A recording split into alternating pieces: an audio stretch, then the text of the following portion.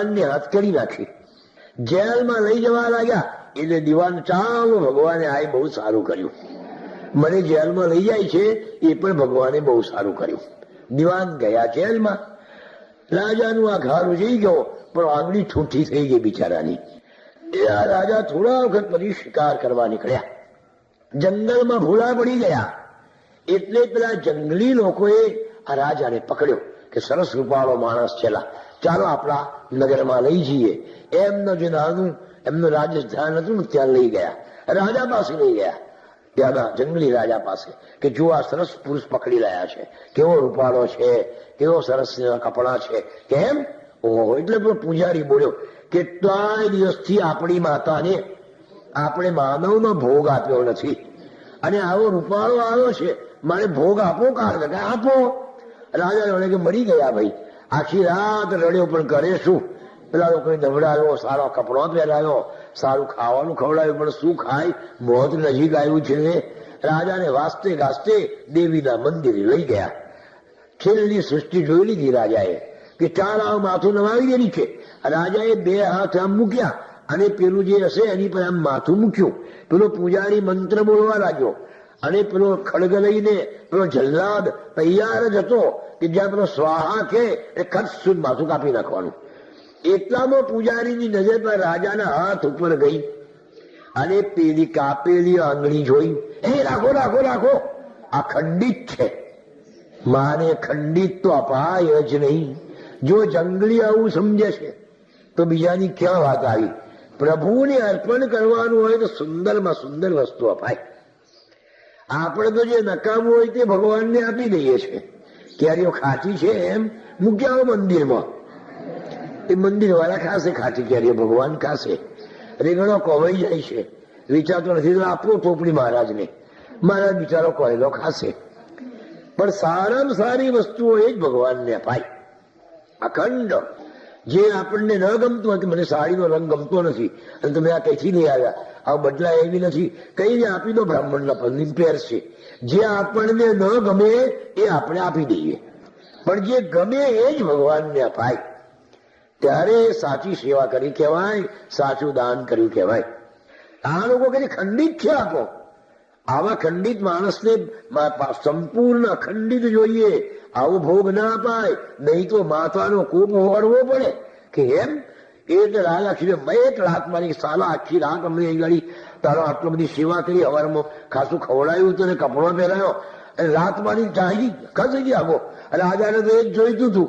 રાજા તો જે મુઠ્ઠી વાળીને નાઠો એ સીધો આવ્યો રાજમાં કે વાહ, દિવાનની વાત સાચી હતી. પહેલો જેલમાં ગયો, દિવાનને કાઢો, બહાર કાઢો. દિવાનના પગે પડ્યો કે તમે વાત કરી ને કે મારું આંગળી કપાઈ ગઈ, એ બહુ સારું થયું. આંગળી કપાઈ ગઈ તો આજે માથું બચી ગયું, નહીં તો માથું કપાઈ જાત. જો ભગવાન સારું જ કરે છે. પણ દિવાન સાહેબ, મને એક પ્રશ્ન થાય છે કે તમને જયારે જેલમાં પૂર્યા ત્યારે તમે એવું બોલ્યા હતા કે ચાલો આય ભગવાને સારું કર્યું, તો તમે આ 3 મહિના જેલમાં રહ્યા, એમાં શું સારું થયું? રાજા, બહુ સારું થયું, હું બચી ગયો. હું તારી સાથે જ હોત ને, શિકાર કરવા આપણે બેવ સાથે દરરોજ જતા. હવે તને તો ખંડિત હતો એટલે છોડી દે, પણ હું તો અખંડિત હતો, મને મારી નાખત. એટલે હું બચી ગયો. એટલે ભગવાને મને જેલમાં પૂર્યો ને, એ પણ સારું જ કર્યું છે. એક વખત દ્રષ્ટિને ફેરવી નાખો કે જો કેવું સુંદર જગત લાગશે. આપણે દ્રષ્ટિ બગાડી નાખી છે ને, એટલે જગત આપણને કદરૂપું અથવા ખરાબ લાગે છે. પણ એક વખત જો દ્રષ્ટિને ફેરવી નાખીએ તો જગત કેવું સુંદર છે. ભગવાને કશું ખરાબ બનાવ્યું જ નથી. એવો વિચાર જ ના લાવીએ કે આ ખરાબ છે. આપણી દ્રષ્ટિ ખરાબ છે. જેવી દ્રષ્ટિ એવી સૃષ્ટિ. કાળો ચશ્મો પહેર્યો હોય તો કાળું દેખાય, પીળા પહેર્યા હોય તો પીળું દેખાય, લાલ પહેર્યા હોય તો લાલ દેખાય. જગત તો સુંદર છે, પણ આપણી દ્રષ્ટિ ખરાબ છે એટલે આપણને ખરાબ દેખાય છે. સંત ટુકડોજી કરીને એક રાષ્ટ્રીય સંત થઈ ગયા. એમની પાસે કોલેજનો જુવાન છોકરો આવ્યો. થોડીક વાત નીકળી એટલે છોકરો બોલ્યો કે મહારાજ, આ જમાનામાં કોઈ પણ સ્ત્રી સતી નથી, બોલો. બધી સ્ત્રી ખરાબ છે, એક પણ સ્ત્રી બોલો સતી નથી. તમે મને ખોડી આપો. એ મારા કેવડા એકું બે તો સતી હશે. હા ના બાપજી, તમે શું જાણો, અમે આ કોલેજમાં ફરવા ભણવા જઈએ એટલે અમને ખબર, એક પણ સ્ત્રી સતી નથી, બધી ખરાબ છે. મહારાજે ફરી પૂછ્યું, એટલે એકું બે તો સારી હશે. હા ના ના બાપજી, એટલે મહારાજે કહ્યું, તારી માં સતી ખરી કે નહીં? લા, તારી બહેન સતી ખરી કે નહીં? શું બોલે બોલો? બસ સ્ત્રી માત્રને તું માં માનને, સ્ત્રી માત્રને તારી બહેન જેવી ગણને, તને કોઈ ખરાબ નહીં દેખાય. તે દ્રષ્ટિ બગાડી છે એટલે તને ખરાબ દેખાય છે. સ્વામી રામકૃષ્ણ પરમહંસ હતા, એ સ્ત્રી માત્રને જગદંબા જ માનતા હતા. તો આગળ વાત આવી ગઈ, પેલી જે રાધા નામની વેશ્યા હતી એ પણ એમને જગદંબા જ દેખાય. એને એની એ સેવા કરે, અને હાર ચડાવે, સમાધિમાં આવી જાય. જો આ સંતની દ્રષ્ટિ છે. સંતની દ્રષ્ટિમાં કોઈ ખરાબ નથી. એક વખત દ્રષ્ટિને બદલી નાખો તો સૃષ્ટિ કેવી સુંદર છે એ આપણને ખબર પડે. પણ આપણે આંખ બગાડી નાખી છે ને, એટલે આપણને બધું ખરાબ દેખાય છે. કોઈ નહીં, એનું નામ જ દત્ત દ્રષ્ટિ. ગુરુલામૃત સાંભળ્યા પછી એના પહેલા ભાગમાં ભગવાન દત્તાત્રેય પેલા યદુ રાજાને બધી કેવી વાત સમજાવી. જો સાર ખેંચવાની વૃત્તિ, સર્વમાંથી સાર લેવાની વૃત્તિ, સર્વમાંથી સારું ખેંચી લેવાની વૃત્તિ, એ જ દત્તની ભક્તિ. બીજામાં સારું જ જો ભગવાને વેશ્યાને પણ ગુરુ બનાવી, બાળકને ગુરુ બનાવ્યો, ભમરીને આપણને જેના તરફ તિરસ્કાર આવે એમનામાં પણ એમને સારું જોયું. તો બીજામાં જે સારું છે એ સારું જોવાની દ્રષ્ટિ, એ જ દત્ત દ્રષ્ટિ, અને એ જ દત્તની ભક્તિ. પછી આપણે બાવની કરતા હોઈએ, સંકીર્તન કરતા હોઈએ, અને બીજાના દોષો જોતા જ હોઈએ, તો ભગવાનને તમારી ભક્તિ મંજૂર નથી. ભગવાન દત્તાત્રેય કોઈ નામય દોષ જોયો નથી. દોષ જોવાથી આપણી દ્રષ્ટિ દોષિત થઈ જાય છે. હા, એ સારું જ જોવું. બીજામાં જે સુંદર છે, બીજામાં જે સારું છે એ લઈ લેવાની વૃત્તિ, એ જ દત્તની ભક્તિ. હા ભાઈ, બધાય કોઈ જગતમાં પૂર્ણ નથી. દરેકમાં કઈ ને કઈ ખામી હોય, તો એનામાં કઈ ને કઈ ખૂબી પણ હોય. ભગવાને એટલી ખામી નથી આપી, ખૂબી પણ આપી છે. તો એની જે ખૂબી છે એ આપણે લઈ લેવાની છે, એની ખામી જોવાની નથી. ખામી જોઈશું તો ચંદ્રમાં પણ ડાઘ છે, બોલો, તો એ ડાઘને આપણી જરૂર છે? છોડો ડાઘ આપણે શું, પણ એની ચાંદની આપણને કેટલો આનંદ આપે છે. આપણે એની ચાંદનીની, એના સુંદર શીતલ એવા પ્રકાશની જરૂર છે. એના ડાઘો આપણે જોવાનો નથી. માટે સાચી વસ્તુ છે, એના દોષ ન જોવાય. એક બહુ સુંદર કારીગર છે, એવો સૂટ દરજી છે, બહુ સુંદર સૂટ પહેરે બનાવે છે. એના જો કોઈ કારીગર નહીં, એનો સૂટ પહેરવો જેમ બંધ બેસતો એવો લાગે. એ દારૂ પીએ છે, દારૂ પીએ છે એટલે એનો સૂટ કોણ પહેરે? એવું અને છો આપી તો આપણે શું, એનો સૂટ તો સારો છે ને. તેમ એની ખામી આપણે જોવાની નહીં. આપણે જો ખામી જોયા કરીશું તો આપણામાં દોષ દ્રષ્ટિ આવી જશે. પછી બધાના દોષ જ જોયા કરીએ.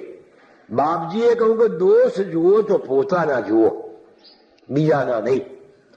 પેલી ચારણી એક દિવસ સોયના માથા પર કાણું જોયું, એટલે પેલી ચારણી હસવા લાગી, મશ્કરી કરવા લાગી.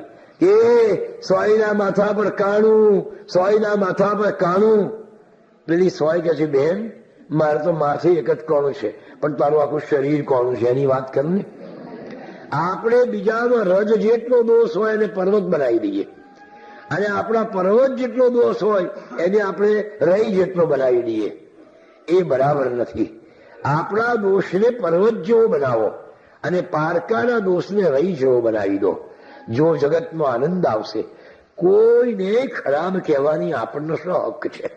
આગળ પ્રસંગ આવશે બાપજીના જીવનમાં, ત્યારે એને ચર્ચીશું આપણે કે ભાઈ દોષ દ્રષ્ટિ કેવી ખરાબ છે.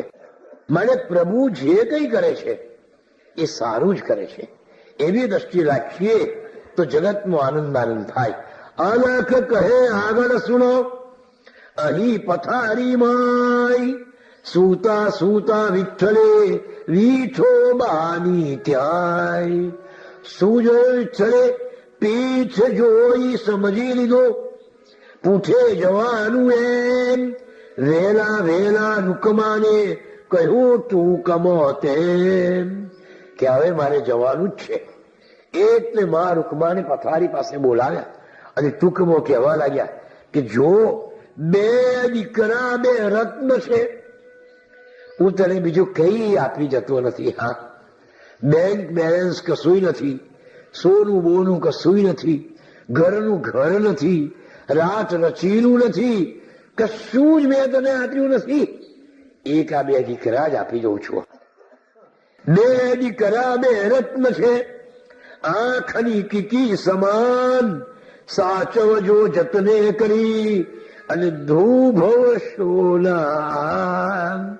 દેવી, આ 2 દીકરાઓને જતનથી સાચવજો. આ રત્ન છે, એને દુભવશો ના. હિંમતથી જીવજો કદી, ના બનશો લાચાર. જો કેવી શિખામણ આપે છે, લાચાર નહીં બનશો. તમ સાથે ગરજી રહ્યો જગનો પાલનહાર. આપણા માથે ભગવાન છે, શું કરવા ચિંતા કરીએ? 2 દીકરાઓને તમે વિદ્યા ને સંસ્કાર પ્રેમ થકી ભણાવજો, પ્રભુજી કરશે વાર. વિઠ્ઠલજી કે છે, દેવી, હું તમને કશું બીજું આપી જતો નથી. એવા ઉદાર હતા કે 5 રૂપિયાનો મહિને પગાર 3 દેવડે મોકલી આપે, 2 માં અહીંયા રહે, એ પેલાને ત્યાં ખાઈ પીએ, માજીને રસોઈ બનાવવામાં મદદ કરવી પડે, કપડા ધોવા જવું પડે પેલા સરપોતદારના, એનો વાસણો અજવારવા પડે, એનું ખાય છે બિચારા. બોલો કેવું એમનું આ પરતંત્ર જીવન છે, છતાં આનંદથી હે. એટલે હવે વિઠ્ઠલજી કહે છે કે મૂડી મારી યાદ છે. દેવી, તને કોઈ મૂડી હું આપી જતો હોય તો આ 2 દીકરા છે. મૂડી મારી યાદ છે, પુત્ર દ્વય 2 રત્નો તમને સોંપી જાઉં છું, સાચવજો કરી યત્ન. બસ આ 2 દીકરા એ જ મારી મૂડી, આ તમને સોંપી જાઉં છું, યત્ન કરીને સાચવજો. એમ કહી વિઠ્ઠલજીએ સમર્યા પંઢરીનાથ, સ્વયં ગયા સ્વધામમાં પ્રભો વિઠોબા. અને વિઠ્ઠલજી વિઠોબાની સાથે સ્વધામ ચાલ્યા ગયા.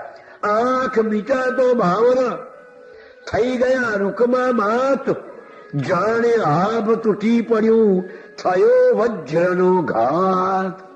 જ્યાં વિઠ્ઠલજીની આંખ મીચાઈ, પ્રાણ ગયા, જાણે વજ્રઘાત થયો હોય એમ રૂકમા બાણે થઈ ગયું. પળમાં થઈ બેભાનને રુદન કરે સૌ લોક, સખારામ સૌજનો રડતા પોકે પોક. બધા જ પોક મૂકીને રડવા લાગ્યા. કોઈ કહે હમણાં હજુ શિવ મંદિર થી આય પૂજા કરીને આવતા જોયા છે મેં ત્યાંય. અને હમણાં તો મેં જોયા છે, હમણાં તો શંકરની પૂજા કરીને આવતા હતા. એમ દુઃખ આશ્ચર્યથી વધ્યા સર્વે લોક, વિઠ્ઠલજીને બારણે ઉમટ્યા થોકે થોક. એ લોકો ભરી ગયા કે અરે વિઠ્ઠલજી ખલાસ થઈ ગયા. રૂકમાંબાના શોકને કેમ કરી વર્ણાય, છાતી ફાટ રુદન કરે શોકારણવરે લાય. મળ 24 વર્ષનો, હજુ તો રૂકમાંબા 24 વર્ષનો છે. ભર યુવાની માય નાદીથી સંસારની લીલી સૂકી ક્યાંય. કોઈ સંસારનો અનુભવ નથી. માત પિતા ઘરગામથી, મા બાપે ત્યાં મહારાષ્ટ્રમાં પાલીમાં, અને અહીંયા સાસરીનો આવી, સાસુ સસુરથી તેમ નિખુટા પડીને આવ્યા સ્વામી સહી એમ. બધું છોડીને પોતાના સ્વામીની સાથે આ દૂર દૂર આ ગુજરાત ગોધરામાં આવ્યા હતા. દૂર દેશ ગુજરાતમાં એક સ્વામીનો સાથ હતો, તે આજે ગયો રૂકમા બન્યા અનાથ. આ એક સ્વામીનો સાથ હતો. કોઈ સગું નહીં, વાલું નહીં, કોઈ અહીંયા નતું. એ ચાલ્યા ગયા. કોણ હતું નીચરું અહીં? બે દીકરા વિરાન. આ બે દીકરા સિવાય અહીં બીજો કોણ હતું? 5 વર્ષનો બાબુને 3નો નારાયણ. 5 વર્ષનો બાબુ હતો, 3 વર્ષનો નારાયણ હતો. ગભરું નાના બાળકા માને રડતા જોઈ વિસ્મિત થઈ પણ સમજે બંને ઉઠ્યા રોઈ. માને રડતા જોઈ એટલે સમજણ તો છે નહીં બિચારાને કે શું થયું છે, બાળક છે એટલે એ પણ રડવા લાગ્યા. રૂકમાં 2 બાળને બાથમાં લઈ તે વાર વિઠ્ઠલજીના શમકને જઈને કરે પુકાર. 2 દીકરાઓને બાથમાં લઈને પતિના સબ આગળ આવીને માં રૂકમાંબા પુકાર કરવા લાગ્યા. નાથ તમે ક્યાં ચાલ્યા? ત્યજીને અધવચે આમ કયો અપરાધ મુજથી થયો, કેમ રિસાયા? બિચારા વિવિધ પ્રકારે વિલાપ કરે છે. મારો કોઈ અપરાધ થયો છે? તમે કેમ રિસાયા? મને છોડીને કેમ ચાલ્યા જાઓ છો? શું મારી સેવા નહીં ખામી લાગી નાથ? પત્ની બિચારી આ રીતે પત્નીને રીઝવે કે તમને મારી સેવામાં ખામી લાગી કે મુજથી કઈ ભૂલ થઈ, કેમ તજો છો સાથ? આજ સુધી તમે કોઈની કરી નથી ફરિયાદ. કેવું સુંદર દાંપત્ય જીવન હતું કે પતિએ કોઈ દાડો ફરિયાદ કરી નથી કે તે આજે દાળ બગાડી નાખી, કે તે આજે શાકમાં મીઠું વધારે નાખ્યું, કે તે આજે ભાત કાચો રાખ્યો. કોઈ ફરિયાદ નથી કરી. કોઈ દિન મને લડ્યા નથી અને નથી કર્યો કોઈ વાદ. કોઈ દાડો લડ્યા નથી, મારી સાથે કોઈ વાદ નથી કર્યો. ખારું મોરું ના કદી કહ્યું, કદી કોઈ વાર ત્યાં ખારું કર્યું, આ મોરું કર્યું એવું તમને કહ્યું નથી. જે મૂક્યું તે પ્રેમથી આરોગ્યું નિર્ધાર. પતિના ગુણોને વર્ણવી રહ્યા છે. નથી ઝઘડ્યા, નથી વ્યાખડ્યા, નથી કર્યો વિવાદ. હું અબળાની ભૂલની તમે નથી કરી ફરિયાદ. મારી ભૂલો થઈ હશે તો તમે કોઈ દાડો એની ફરિયાદ પણ નથી કરી. દેવ મંદિરે દર્શને સેવા પૂજન કાજ સાંસારિક સૌ કામમાં સાચું કહું મહારાજ. મને મૂકીને ના ગયા કદી એકલા, એમ આજે કેમ ગયા એકલા મને મૂકીને તેમ. અત્યાર સુધી દેવ દર્શને જાઓ, જ્યાં જાઓ મને સાથે લઈ જતા હતા, તો આજે મને મૂકીને જાઓ છો? જો તમારો લાડલો દીકરો બાબુ હોય, વાલો તમને પ્રાણસમ બોલાવે છે. આ બાબુ તમને બોલાવે છે. પહેરા સુણતા બાબુના કાલા કાલા બોલ ત્વરિત તમે દોડી જતા, આજ કેમ અબોલ? બાબુના બોલ સાંભળો ને તમે દોડતા હતા, તો આજે કેમ બોલતા નથી? જુઓ આ બાબુનો તમારી સામે એમ આવીને ઉભો રહ્યો, નથી બોલતા કેમ? નહીં તો બાબુને જુઓ ને કઈ તમે બોલો, તો આજે કેમ બોલતા નથી? સ્વામી તમને શું થયું? પડ્યા નિંદમાં ઘોર. સુનો આ બાબુને નારણ કરતા શોર. કોક વખતે વિઠ્ઠલજી જરા આરામ કરવા આડા પડ્યા હોય અને આ બાબુ અને નારાયણ જો કઈ અવાજ કરે, જાગીને તો અવાજ કેમ કરો છો એમ તમે એમને ઠપકો આપતા હતા. નાનો નારાયણ રે જમવાને તમ સાથ બોલાવે છે ફરી ફરી, બોલો ને એવો નાથ. આ નારાયણને તમારી સાથે જ જમવાની ટેવ હતી. નારાયણને ખોળામાં બેસાડીને જ જમતા હતા. આ નારાયણ તમને જમવા બોલાવે છે. તમારા સિવાય ખાતો નથી, તમે જાગો. છાતી કૂટે જોરથી વહે આંસુની ધાર. તમવીર સ્વામી ના હવે જીવું હું ક્ષણવાર. તમારા સિવાય મારાથી જીવાય નહીં. નથી જવાનું એકલા, આવું છું તમ સાથ. મુજે તમ સેવા પ્રભુ કરશે કોત્યાનાથ. એકલા જવાનું નથી, હું તમારી સાથે આવું છું. મારા સિવાય તમારી ત્યાં સેવા કોણ કરશે? સેવા કરવા દાસીને સાથે રાખો દેવ, સ્વર્ગે તમ સાથે રહી કરીશે દાસી સેવ. આ દાસી તમારી સેવા કરશે સ્વર્ગમાં. આગળ જાઓ ભલે પ્રભુ, તમે અમારી આગળ નીકળી ગયા ને, પણ દરવાજા આગળ સ્વર્ગ તણા રહેજો ખડા, આવું છું પાછળ. ભગવાન તમે સ્વર્ગના દરવાજે મારી રાહ જોઈને ઉભા રહેજો, હું તમારી પાછળ આવું છું. એમ વિવિધ વિલાપથી રૂકમા કરે રુદન, શોક છવાયો ત્યાં બધે કોણ દે આશ્વાસન? કોણ આશ્વાસન આપે? સુણી રુદન રૂકમા તણું પથ્થર પીગળી જાય, કોણ બિચારો માનવી દ્રવી દ્રવી હૈયા જાય. સખારામના ઘરના બધી સ્ત્રીઓ આવી અનેક પ્રકારે સમજાવે છે, પણ ત્યાં તો માં કેમ કરીને સમજે? 24 વર્ષની જુવાન છોકરી, હજુ તો આ જમાનામાં હવે પરણાવા લાયક થાય, એ છોકરી વિધવા થઈ અને પાછળ કશું જ નહીં, ઉપર આબ ને નીચે ધરતી, ઘર નહીં, બાર નહીં, સગા વાલા નહીં, કોઈ દેશનો માણસ નહીં. એક સ્વામી હતા, એ ચાલ્યા ગયા. 2 નિરાધાર નાના બાળકો, અને તે એક 5 વર્ષનો, એક 3 વર્ષનો. આને પાલન પોષણ કરવાનું. માના દુઃખનો કોઈ પાર નથી. આપ તૂટી પડ્યું હોય દુઃખનું એના પર, અને એટલામાં શું બન્યું? ત્યાં તો સામે માતની એક તેજ વર્તુલ, રૂકમાની સામે એક તેજનો કુંડાળો દેખાયું. એકાએક રચાયું ને તે મધ્યે અણતુલ, સ્વરૂપ વીઠો બાતણું જોયું માએ ચાય, પાસે વિઠ્ઠલજી ઉભા સેવા મોરત ત્યાંય. એક તેજના વર્તુળમાં ભગવાન વિઠોબાને જોયા. એમની સાથે વિઠોબા એમની સેવામાં ઉભા છે. મંદ મંદ હસતા ત્યાં બોલ્યા પંડરીનાથ, જો તુજ પતિ મુझ પાસ હા, સેવામાં મુझ સાથ. જો તારો પતિ મારી સેવામાં છે, તાર એટલે તારો ધર્મ બજાવતો, પુત્રોને બે આમ ઉછેરી મોટા કરો, ધારી હૈયે હામ. હવે તારો ધર્મ શું છે? આ 2 દીકરાઓને ઉછેરીને મોટા કરવા, એમને સંસ્કાર આપવા, ભણાવવા, એ જ તારો ધર્મ છે. તુજ કુખે હું અવતર્યો, માની લે તું સત્ય, શોક ત્યજી વિઠ્ઠલ તણો, થાતું ધર્મે રત.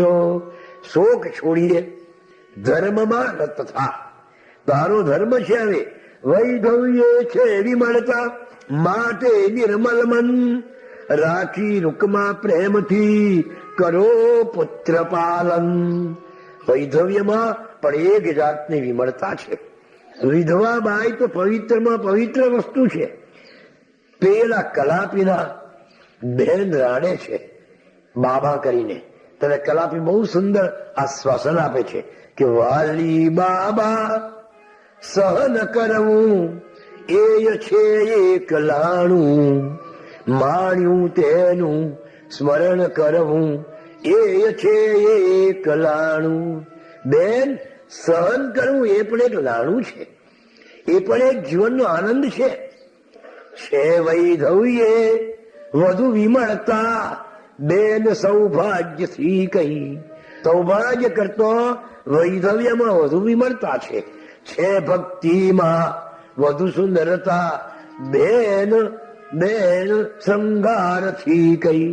શૃંગારના કરતા ભક્તિમાં વધારે આનંદ છે. માટે એમ માન કે ભગવાને તને એના તરફ વાળવા માટે, તને વધારે વિમળ બનાવવા માટે આ વિધવા બની છે. વિધવા એટલે પવિત્રમાં પવિત્ર. આપણે એને ગંગા સ્વરૂપ કહીએ છીએ. ગંગા એટલે પવિત્ર. કેટલાક વિધવાના સુકન નથી લેતા, પણ વિધવા જેવું પવિત્ર કોઈ નથી. કારણ કે ગંગાનું સ્વરૂપ જ વિધવા છે. જો ગંગા કેવી પવિત્ર છે, એમ વિધવા જજુમીને એકલી કેવી રહે છે. તુજ કુખે હું અવતર્યો, વૈધવ્ય છે વિમળતા, એવું કહીને મૂર્તિએ થઈ ત્યાં અંતર્ધાન. રૂકમાનો શોક દૂર કર્યો ભગવાન. બાકી બીજા કોઈથી આશ્વાસન અપાય એમ નતું. એવું ભયંકર રૂકમાનું રુદન હતું. પણ ખુદ ભગવાન સ્વયં પંડરીનાથ પ્રગટ થયા અને એમને આશ્વાસન આપ્યું, આવી હિંમત મહાત્મા સહન કરવા ઘાત, પથ્થર મૂક્યો હૃદય પર, બન્યા વજ્ર શામાત. વિધવાએ દુખ્યું હોય તો હૃદય પર પથ્થર મૂકી દેવાનો, વજ્ર જેવું બની જવાનું. કઈ વાંધો નહીં, આવવા દો, તારે જે મોકલવું હોય તે આવવા દો. જો દુઃખ પણ સુખ પ્રભુની પ્રસાદી છે તો દુઃખ પણ પ્રભુની પ્રસાદી છે એમ માનીને એનો સ્વીકાર કરો. આપણે તો સિંગદાણાનો પ્રસાદ હોય ત્યારે કે ના જવાનો નથી લેવો, અને શીરાનો હોય તો રાત ધરી દઈએ છીએ. પણ પ્રસાદની દ્રષ્ટિએ તો શીરો અને સિંગદાણા બંને સરખા છે. એનો તત્વ તાત્વિક દ્રષ્ટિએ એ પવિત્રતાની દ્રષ્ટિએ પ્રભુના ધરાવેલા બંને છે, એટલે એ રીતે બંને સરખા છે. પણ આપણે તો તેમ સુખ અને દુઃખ એ બંને પ્રભુની પ્રસાદી છે એમ માનીને દુઃખને પણ પ્રેમથી આવકારવું અને સુખને પણ પ્રેમથી આવકારવું. તેરે ફૂલો સે ભી પ્યાર, તેરે કાંટો સે ભી પ્યાર, જો તું દે દેને વાલા, તારે જે આપવું હોય તે આપ. સ્વામી રામ કહે છે, હમ તો કુંદન કે ટુકડે હૈ. એ તારે જેટલા એને બાળવા એટલા બાળ, એને જેટલા ઘર મારવા હોય એટલા માર, કાપવું હોય એટલું કાપ. સોનું એ સોનું જ રહેવાનું છે કે હમ તો કુંદન કે ટુકડે હૈ. તારે એને જેટલું શેકવું હોય, તપાવવું હોય એટલું તપાવ. જેમ સોનાને તપાવે તેમ સોનું વધારે નિર્મળ બને, વધારે ચકચકિત બને, વધારે સુંદર બને. તેમ સજ્જનોને જેમ દુઃખ આવે એમ એ વધારે ખીલે. પેલો ગુલમોર આવે છે, એ ગુલમોરને જેમ વધારે તાપ પડે એમ વધારે ખીલે. તેમ ગુલમોર જેમ વધારે તાપ પડે ખીલે છે, તેમ સજ્જનો વધારે દુઃખ પડે તો વધારે ખીલે. દુઃખ આપણને એક પ્રકારનો સુંદર આકાર આપી જાય છે, જીવવાનો લાવો આપી જાય છે. દુઃખમાં પણ સુખ જોવાની દ્રષ્ટિ રાખો. પેલા કવિએ ગાયું કે every cloud has a silver lining. દરેક વાદળને સોનેરી કોર હોય છે ભાઈ. તેમ આપણે દરેક દુઃખમાં પણ એક નાનકડું સુખ હોય છે, અને એ સુખના આધારે આપણે જીવવાનું. માજીને શું હતું? નતું ઘર, નતું બાર, પતિ ચાલ્યા ગયા, ન તો પૈસો, ન કોઈ સગું વાળું, કોઈ નતું. પણ એક સુખ હતું, 2 દીકરા હતા, રત્ન જેવા દીકરા હતા. એ દીકરાઓનું આલંબન લઈને માએ પોતાની છાતી પર વજ્ર મૂકી દીધું. નહીં તો દીકરાનું શું થશે? હે વિધવાઓએ કઠણ થવું પડે છે, નહીં તો પેલી પ્રજા પાછળના બાળકોનું શું થાય? એને ખાતર પણ આપણા દુઃખ ઉપર આપણે પથ્થર મૂકી દેવો પડે. હા, અને ઝૂમવું પડે તો જીવનમાં આનંદ આવે. સર્વ એટલે પથ્થર મૂક્યો હૃદય પર, બન્યા વજ્ર શામાત. રૂકમાં મારા જીવનમાંથી આ શીખવા જેવું છે. આના જેવું દુઃખ કોઈને પડ્યું નહીં હોય. વિચાર તો કરો, કોઈ નથી જેનો પણ પથ્થર મૂકી દીધો. હા, દુઃખની ઉપર વજ્ર જેવા કઠણ બની જાઓ. સર્વ વિધિ પતિની કરી અને રાખી હૈયે ધીર, પુત્ર દ્વયના પ્રેમમાં કર્યું મનને સ્થિર. મારો ધર્મ શું છે? મારા પતિનો આદેશ શું છે કે મારા ગયા પછી આ 2 દીકરાઓને સુંદર રીતે રાખજે, સંસ્કાર સિંચજે, ભણાવજે. બસ હવે એ જ મારે કરવાનું. પતિના વચનનું પાલન કરવામાં જ આનંદ લેવાનો, એમાં ધ્યાનને કેન્દ્રિત કરવાનું, શોકને ખંખેરી નાખવાનો. ત્યારે જીવન સુંદર રીતે જીવી શકાય અને સમાજમાં એ પૂજાય. એ દેવ જેવા દીકરા આપણે સમાજને આપી શકીએ. આવું દુઃખ સહન કરીએ ત્યારે. વિઠ્ઠલજીના મૃત્યુથી સખારામને હાય, દુઃખ થયું મનમાં અતિ, બની ગયા નિશાય. પેલા સખારામને દુઃખ થયું કે મારા ભાઈબંધની પાસેથી દીકરો હું લઈ આવ્યો પૂજા કરવા માટે, અને એનો 26 વર્ષનો દીકરો મરી ગયો. હું શું જવાબ આપીશ? મારા દીકરાને લઈને ત્યાં મારી નાખ્યો. તે અન્ન ઉદક લેતા નથી એટલે પેલા સખારામ ખાવા પીવાનું છોડી દીધું, રાત્રે ઊંઘ પણ છોડી દીધી. વિઠ્ઠલજીના શોકથી એમનું મન ઉઠી ગયું. 3 દિવસ સુધી એ જીવ્યા, ખાધું પીધું કશું ના. પણ વિઠ્ઠલજીના આગમનને દિવસ થયા જ્યાં 3, ત્યાં તો સખારામ પણ થયા પ્રભુ શરણ. એટલે સખારામ પણ ચાલ્યા ગયા. હવે સખારામનો દીકરો જે વિશ્વનાથ હતો એના પર 2 કુટુંબનો ભાર આવી ગયો. એક તો પોતાનું કુટુંબ અને આ રૂકમાંબા અને એના 2 દીકરા. હવે આ બધું કેમ કરીને ચાલે?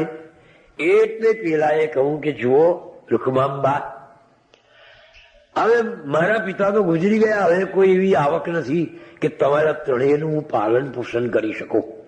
અત્યાર સુધી તો તમારા પતિ સેવા કરતા હતા,